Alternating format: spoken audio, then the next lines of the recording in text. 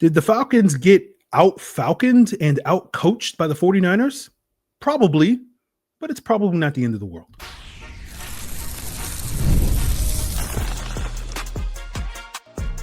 You are Locked On Falcons, your daily Atlanta Falcons podcast. Part of the Locked On Podcast Network, your team every day. Well, welcome back, everyone, to another illustrious episode of the Locked On Falcons podcast, your daily Atlanta Falcons podcast, part of the Locked On Podcast Network, your team every day. And today's episode is brought to you by FanDuel. Right now, new customers can bet just $5, and if your bet wins, you'll get $300 in bonus bets to use all across the FanDuel app. And guys, on today's Locked On Falcons, we'll be looking in the idea that the Falcons got out-falconed by the 49ers. In their Sunday night loss in week 7. And we'll talk about, whether or not they got out-coached now that I've sort of been able to at least take not dip a toe, but, dip a whole lower leg into the film on Monday to sort of revisit that topic that we discussed on the rapid reaction on Sunday night after the game. And then we'll give an update on, what's the status of Michael Penix and Deablo, the two major injuries coming out of that Sunday night game, and seemingly positive prognosis for Penix and less positive for Deablo, but we'll get into that later in the episode. And of course, if you don't know who I am, I'm your very humble host, Aaron Freeman. I've been covering the Atlanta Falcons for almost 20 years, been podcasting here as the humble host of Locked On Falcons for almost 9 years this upcoming Thanksgiving. And I appreciate each and every one of you that is an everydayer of this podcast, that makes it your first listen each and every day. And all you got to do to become an everyday or subscribe or follow for free on YouTube or wherever you listen to podcasts. So starting off the conversation, talking about the Falcons getting out-falconed, and this kind of was sort of kicked off for me Monday morning when I saw Tori McElhaney write a column on Monday, basically outlining her reasons why she thought the 49ers had kind of executed the Falcons game plan better than the Falcons. And then when Raheem spoke to the media via Zoom, after they, flew back in from San Francisco, he kind of reiterated it where he kind of said they out-Atlanted us, right? They had the same blueprint. We copy how they play, and they were able to play that style of football better than us on this past Sunday. And I think both of those are, I feel, that's a good way of kind of looking at this game because, the main things that these two offenses are built on is running the football. And I know for the first, 6 weeks of the season, the 49ers had not had a lot of success doing so. And while the Falcons had a lot more success. And so I think the expectations, understandably, were that the Falcons would have greater success running the football in this game. And they did not, right? We look at the Falcons, they had some success running the football. When we look at success rate, our oft-used efficiency metric for rushing, and the Falcons' overall success rate in this game was 50% on their designed runs, and the 49ers' success rate was 58%, which, both are good numbers when it comes to success rate, but obviously the 49ers were able to commit more to running the football than the Falcons because they were playing with the lead for most of this game. Now, to me, a big difference that is, maybe subtle, but a bigger difference is each team's early down success rate, right? The Falcons' early down success rate, looking at first and second down, was 43%, and the 49ers was 56%. And that allowed the 49ers to better stay ahead of the chains and stay on schedule offensively. And so that allowed them to avoid the kind of third and long situations that, this Falcons defense especially has been able to feast upon. And right, you look at, 5 out of the 15 third downs that the 49ers faced had them down in distance that was, 6 or more yards, right? And the 49ers were successful on 40% of those. And then when you look at all the third downs where they had less than 6 yards to go in order to convert, they were successful on 70% of those. And you contrast that with the Falcons because they were not as consistently ahead of the chains. They had 4 third and longs in this game, but they were only successful in converting 25% of those. And third and long, again, being, 6 or more yards that we're counting on this. And then they were only 57% successful converting on those third and less than 6 to go. And so, because we know that the Falcons love to dial up their blitzes on those third and long situations. We know that's been sort of the engine behind the Falcons, significant improvement to their defense this year, and we saw that on display last week against the Bills. The Falcons did bring plenty of pressure in this game, and I haven't charted it yet, but certainly it looked like the 49ers handled the Falcons blitz far better than the Falcons handled the 49ers blitz, right? Like when you look at the Falcons blitz rate, according to PFF, again, I haven't charted this myself, but we'll use PFF's numbers until I do on tomorrow's all 22 review. But the Falcons blitzed 54% of the time on 54% of Mac Jones's dropbacks in this game. And San Francisco only blitzed about 23% of the time. Now, we talked with Brian Peacock last week of Locked On 49ers, and he talked about how the 49ers haven't really supplemented their struggling pass rush without Nick Bosa with a blitz, and they kind of dialed that up. And I think a lot of that was like, hey, they were watching the film of the Bills game, like, hey, Robert Sala's like, hey, my protege Jeff Ulbrich is doing some stuff, and maybe we'll borrow a couple of things. And when you look at Michael Penix versus those blitzes, according to PFF, he was 3 of 9 and completing 3 of 9 passes for 26 yards against the 49ers blitz. And you contrast that with Mac Jones against the Falcons blitz. He was 8 of 13 for 69 yards. So clearly much better in terms of efficiency attacking the blitz. And so to me, the 49ers seemingly had better answers, probably because they were better prepared for the Falcons blitzes. And as Raheem Morris reiterated on Monday, the 49ers threw some things at them, man coverage, maybe some of these blitzes, watching the film that the Falcons weren't necessarily expecting. And so that difference in preparation, I think led to the outcomes of this game and ultimately was a major contributing factor to the 49ers winning this game. And so essentially a lot of the things, both of these teams did similar things, not exactly the same, but it seemed like the 49ers were able to better do the things that they wanted to do versus the Falcons doing the things that they wanted to do. And that lack of preparation, you could say, leads us to our next conversation, revisiting the conversation we had at the end of the Sunday night game on the Rapid Reaction, which was talking about, were the Falcons outcoached? And I basically said, I want to withhold some judgment until I watch the film, because I don't like necessarily reacting purely off of watching the game live in that regard. And now that I've sort of, dipped my lower leg into the film, I'm much more willing to say, yes, I do think the Falcons did get outcoached in this game, but I'll explain why I don't necessarily think that is as dire a situation, as much of the end of the world, as big and negative as maybe some people will portray it as. And we'll get into all of that, guys, as we continue today's Locked On Falcons.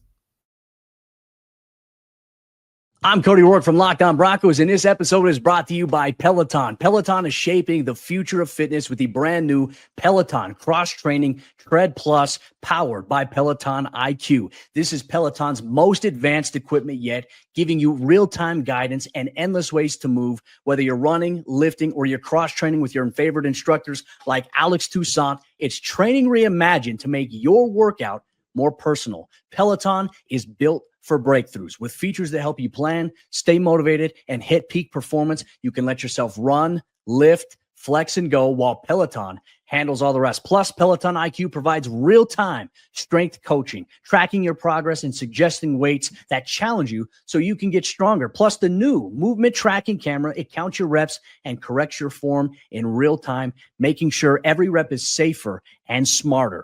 So let yourself run, lift, flex, push, and go. Explore the new Peloton Cross-Training Tread Plus at onepeloton.com. And today's episode is also brought to you by Mazda. Mazda, they craft cars for those who do more than simply move. From footwork to breathwork, we know that athletes sweat every detail, and Mazda has that same intention in how we craft every model of car. And you can feel it with the Japanese craftsmanship in every detail, from the metallic accents to the available Napa leather upholstery.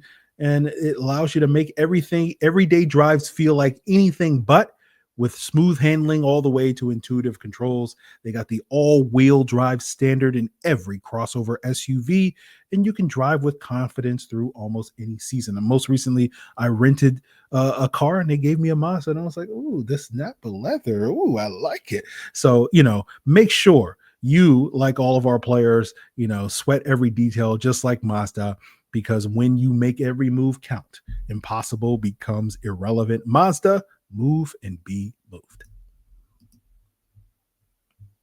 So like I said, I think when we talk about did the Falcons get outcoached in this 49ers game? Yeah, I think that's a fair statement to say. That's a fair criticism that they got outcoached, right? Whether we're talking about the blitzes, the man coverage, where we're talking about the run success, right? The 49ers outcoached them, right? Out executed them, outcoached them, all that stuff. But what I'll say is I don't know if that's as big a criticism as maybe some people will make it out to be, because the 49ers have pretty good coaches too. They have some pretty good players too. And we kind of spoke to this on Friday on that episode, and I'm sure not as many people listened to that episode because we got it up a little later due to me having some technical issues with some internet issues on Thursday and Friday. But, we kind of talked about here's what I would do if I was the 49ers, how I would attack the Falcons. And for the most part, the 49ers kind of stuck to that blueprint and were able to execute that blueprint. But, when I look across the field and look at, who Raheem Morris and who Zach Robinson and if you want to throw Jeff Ulbrich into the conversation, who they got outcoached by, I don't look at that as like a dire situation. Like those other the 49ers have pretty good coaches, some of the best coaches in the league, right? That you can kind of look at Kyle Shanahan as like the Lamar Jackson of play callers and NFL head coaches, right? Where, that analogy works because every year we see Lamar Jackson balling out, particularly these last several years in the regular season. It's like, oh, this guy's playing at an MVP level every single season. And then we get to the postseason and, in the sort of the more meaningful games, then you don't quite see that same level of performance from Lamar. And you feel like, oh, it's a little lacking in that regard, but it doesn't mean that Lamar is a bad quarterback by any means. He's still one of the best quarterbacks in the league. And Kyle Shanahan's tenure in San Francisco is kind of similar where, not every year, but they've been in Super Bowl contention like 3 or 4 times over the last, 7-8 years that he has been the head coach. And unfortunately for the 49ers, unfortunately for everybody else that is not a 49ers fan, they haven't been able to get over that hump. And so you're going like, Kyle Shanahan, one of the best play callers in the league, arguably number one, if not, certainly top 3, 4 play callers in the NFL. Why can't they seem to get over the hump? But for the similar reasons, like I sit there and I go like, if you're a quarterback, right? If we're using the Lamar Jackson analogy, if you're a quarterback and you get outplayed by Lamar Jackson, doesn't mean that you're a bad quarterback, right? And so like to me, getting outcoached by Kyle Shanahan is not the end of the world. Just like getting outplayed by Lamar Jackson does not mean that, well, you can't play in this league. And it's a similar conversation with Robert Saleh, right? Where we talk about Robert Saleh doing some things where, he's kind of the master and Jeff Ulbrich is the student. And, I was one of many people that were skeptical of the Jeff Ulbrich hire because of, it felt like, it's a who hire than a what hire. And part of that was built off of having a lot of skepticism on Jeff Ulbrich. Like, what exactly is Jeff Ulbrich bringing to the table? Because when we look at the Jets defense over the years, when Robert Saleh was in the building, that Jets defense for the most part was very, very good, right? In 22 and 23 and then at the 24 and then, and then in the beginning of 24. And then once Robert Saleh got fired after 5 games, the Jets defense was one of the worst defenses in the NFL. And it's like, it seems like Robert Saleh deserves a lot of the credit for the Jets defensive success more so than Jeff Ulbrich. But when you look at Robert Saleh, again, whether you want to relitigate that whole topic or whatever, and as we discussed back in January, February, like Jeff Ulbrich had, reasons for why the defense kind of cratered after he became the interim head coach, because if you missed it, he felt like he was stretched too thin, trying to hold both jobs as defensive play caller and the interim head coach, and wasn't capable enough to do that job. And he says that if he could do it all over, he would have deferred one of those jobs to somebody else, probably the DC job, presumably. It's like, I imagine Woody Johnson, the Jets owner, is like, we're going to name you the interim head coach, Jeff. And he's like, nah, name somebody else. I don't know if you could do that in that circumstances. But, it was one of those things where it's like Robert Saleh, basically all I have to say is Robert Saleh is a good coach. And so the fact that they were able, Zach Robinson, got outdueled by one of the better defensive coordinators in the NFL, to me is not something that I go like, oh, well, that means these guys are bad at their jobs. And that's kind of my issue with the sort of ups and downs that we deal with throughout the season, the roller coaster, the emotional roller coaster that is the regular season. And then talked about this a little bit on the Falcon squad today, which is like people get too high off of the wins and they get too low after the losses. And I talked about this a couple of weeks ago with Dave Chota of the Falcoholic after the Washington game, where it was like, we're probably going to be at a point this season where after every loss, and the Falcons are going to lose some games, but after every loss, like people are going to be like, well, we got to fire the head coach, or we got to fire the offensive coordinator, or we got to fire this guy, or we got to bench this guy, we got to cut this guy. And like, that's, sorry for preaching on this podcast and getting up on my soapbox, but like, that's the challenge of doing the show. It's not the Falcons actually winning and losing. Like, I've been a Falcon fan for 35 years. I've seen hundreds of losses and hundreds of wins in that period of time. I can handle that, right? It stinks. It stinks at, 4:30 on a Sunday, or, 12:30 on a Monday, depending on when the game is played. But usually by the time I wake up the next morning, I'm fine, and, a lot of other people are, but other people, it lingers for days, weeks, months, and whatnot. And again, that's fine. Nothing wrong with that. But part of the challenge of doing this job is how the discourse is after the wins and losses. It's not dealing with the Falcons winning and losing. It's dealing with how everybody else handles the Falcons winning and losing, and sort of like immediately going from one extreme to the other of like, when we win, it's like, we're never going to lose a game ever again. And then when we lose, it's like, we're never going to win a game ever again. And it's like, I try to live in the middle, and I feel like, that's one of the strengths, and maybe some people feel like that's a weakness of the show, is that we you beat the Bills. It's a great win. Don't get me wrong. I'm not trying to sit here and diminish it, as we discussed last week. It's an incredible win. It's one of the best wins this team has had, but it's one game, right? And it doesn't mean that, oh, well, we're going to do this in perpetuity, right? We got 11 more games this season, right? At this stage in time, and the Falcons are probably going to lose at least 4 of those games. That's probably what's going to happen, right? 4, 5, 6 of those games. We'll see what happens, right? I'd love to be wrong I'd love to be wrong in the sense that they lose a lot less than that. I would not like to be wrong that they lose a lot more than 4 games, but they'll probably lose 4 or 5 games the rest of the season. And it's just one of those things where it's just like, are people prepared to deal with that? And it's like, are we going to have a referendum every week on the coach and the coordinator and the quarterback, every time we lose? Or are we going to have the opposite is true, where it's just like, well, you're not allowed to question these things after a win? It's just like, you just got to deal with the week to week. It's a marathon, not a sprint. It's a roller coaster, all that stuff. So that to me is always the big challenge, especially for games like this. And I think part of it is it is Kyle Shanahan. And I know there's a significant, let's say, a swath of Falcon fans that are still not over Kyle Shanahan and his last game that he called as an Atlanta Falcon offensive coordinator. And so that makes losing to him especially egregious. I get that to a certain extent, but I just sit here and say they got good coaches too. There's a reason why that team is 5-2 despite all the injuries that they're dealing with.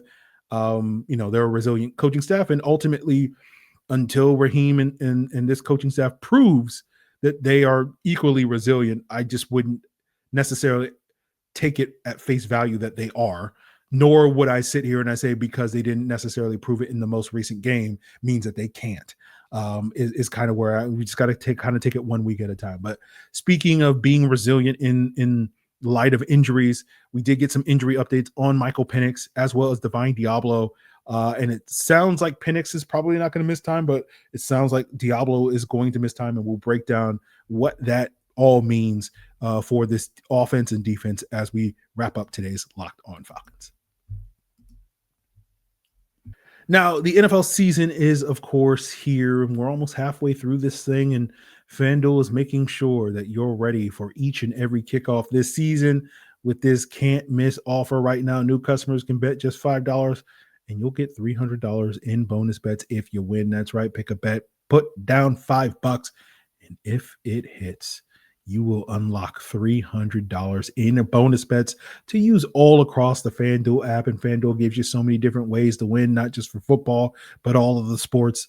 But if you're locked in on football, all right, just like you're locked on this podcast, FanDuel loves to give you those opportunities, whether it's same game parlays, player props, money lines. If you want to bet the spread for this upcoming Dolphins game, the line opened up with the Falcons favored by 7.5 points. We will see what that line looks like as the week unfolds. As the injury news, it will certainly go up and down. We saw the line open up, I think, with the 49ers favored by 3.5 points. And by the time we got to kickoff, the Falcons were favored by 1.5 points.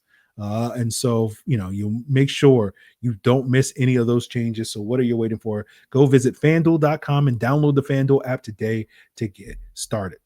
And also today's episode is brought to you by John Foy and Associates.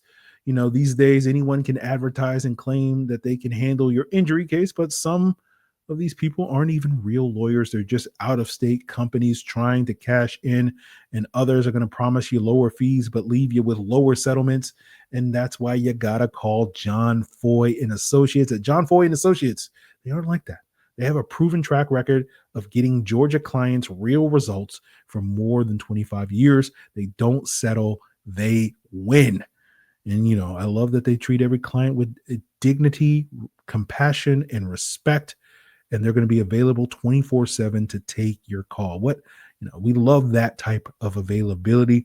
So don't try to fight the insurance companies alone. Call John Foy and Associates today at 404-400-4000. That's 404-400-4000, or visit johnfoy.com to get started. They don't settle, they win. Get the strong arm. Call John Foy and Associates today. So we did get an injury update on Michael Penix and Divine Deablo. We did not get one on Tyler Algier. So we'll have we'll be keeping a closer eye on the injury report all week long. Falcons are dealing with some injuries. Had a couple of guys miss some games. Jake Matthews nicked up, or, Jalen Walker, Billy Bowman missing last Sunday's game.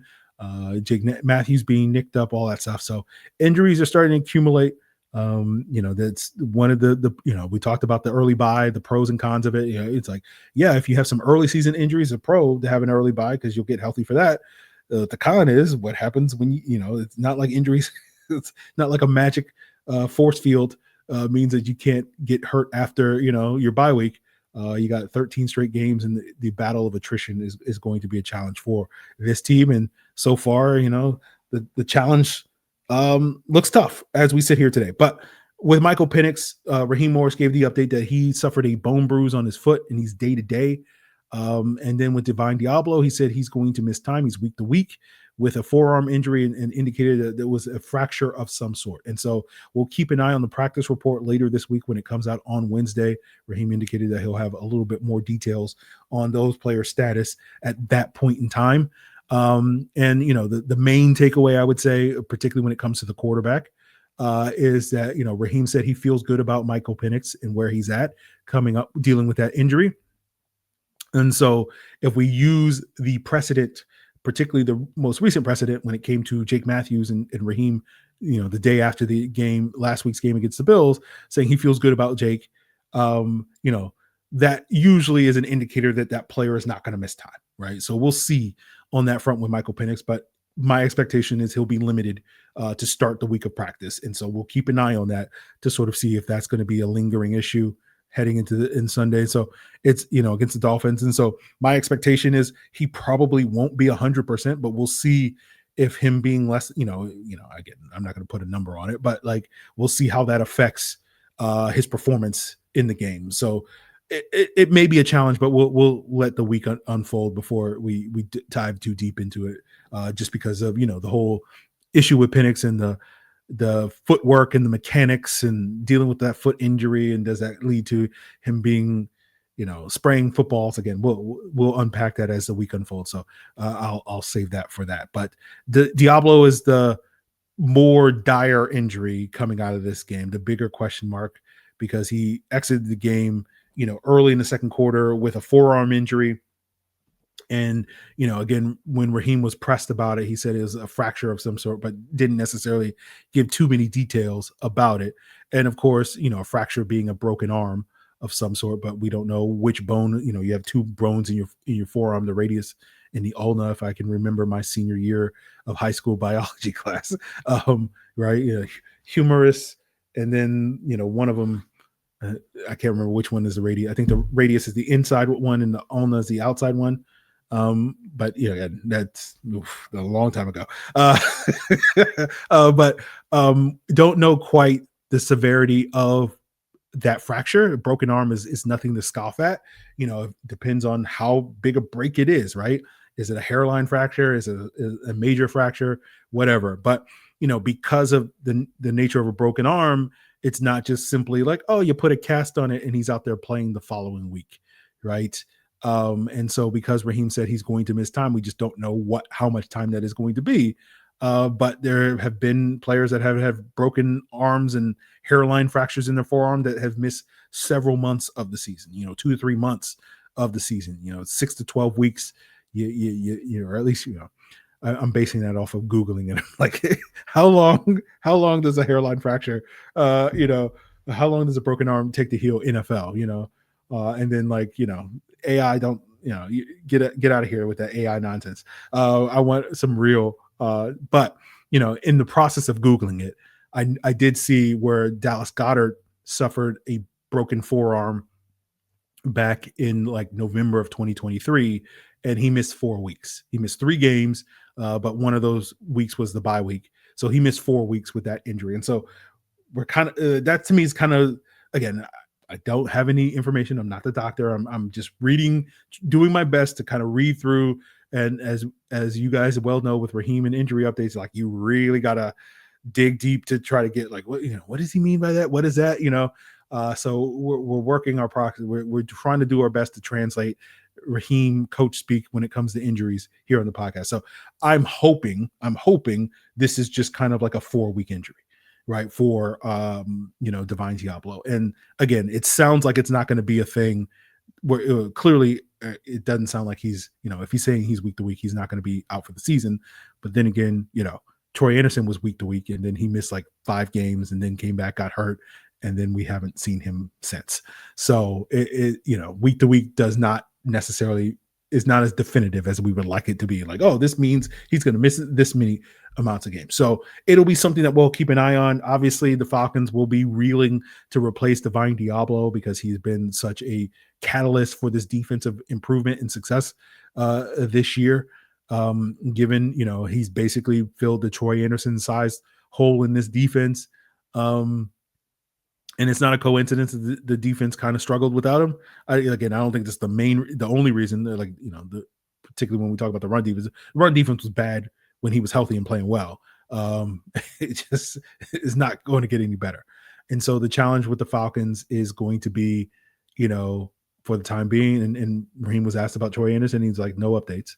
Also said no updates on Storm Norton. So, I've basically. We'll see, but Troy Anderson to me is out of sight, out of mind at this point. I am not expecting Troy Anderson to come back. Now, I'm not saying that means he won't come back. I'm just saying, like, until Raheem says, oh, Troy Anderson's coming back, like, I'm just going to assume that he's not coming back this season, but we'll see on that front. So, it's going to be JD Bertrand, probably could possibly be Josh Woods or D'Angelo Malone in the mix as well. We'll see how the Falcons navigate that, but these are the challenges that all teams have to deal with. You got to be resilient, next man up, all that sort of stuff. So we'll see if the Falcons, rise up, as it were, pun fully intended, to deal with this loss of Divine Deablo. But it's going to fundamentally change how they play, just because you don't have that sort of, 3-way player in Divine Deablo, which is a plus run defender, plus coverage guy, and plus pass rusher in any of these other players, right? Like, it's the idea of like, D'Angelo Malone, you could say he's a plus pass rusher, relatively speaking. And then JD Bertrand is, we'll figure out what JD Bertrand is at this point in time. Yeah, we have seen good play from JD Bertrand from last year, but it has not been consistent throughout his time. So hopefully, he'll watch the film from this past week and be like, I got my butt kicked. And that will light a fire under Captain America, and he will throw his mighty shield as we move forward. And then we'll see with Josh Woods. Josh Woods had a good summer in preseason. If you look at Josh Woods' previous time in the NFL, it's not been great when he's been an injury replacement. So we'll see if we get the 2025 version of Josh Woods, which is kind of good and probably your best option based off of who has played most recently good football at linebacker. Or we get the pre-2024, was it 23? Yeah, 23 Josh Woods, because I remember he was the starting middle linebacker for the Cardinals in that game. The Falcons played them in 23. It was rough. it was very rough if you're Josh Woods. So hopefully we don't get that version of Josh Woods if he is forced into the lineup. So that's going to be the challenge for the Falcons. We'll keep an eye on it, guys, all week long. So continue to make Locked On Falcons your first listen. And of course, you can check us out on YouTube or wherever you listen to podcasts. Tomorrow's episode, we will be breaking into the film and getting more into the nitty gritty of, what went wrong with Michael Penix and the offensive line play and the defense. All that is in store for you on tomorrow's episode. And so if you want to, check out your second listen of the day, check out Locked On NFL to get the lowdown on some of the other big stories coming out of Week 7. 2 shows daily, Tyler Rowland, Tony Wiggins, the Madman, and the Barbershop, giving you the lowdown on all stories around the NFL. It's all part of Locked On Podcast Network, your team every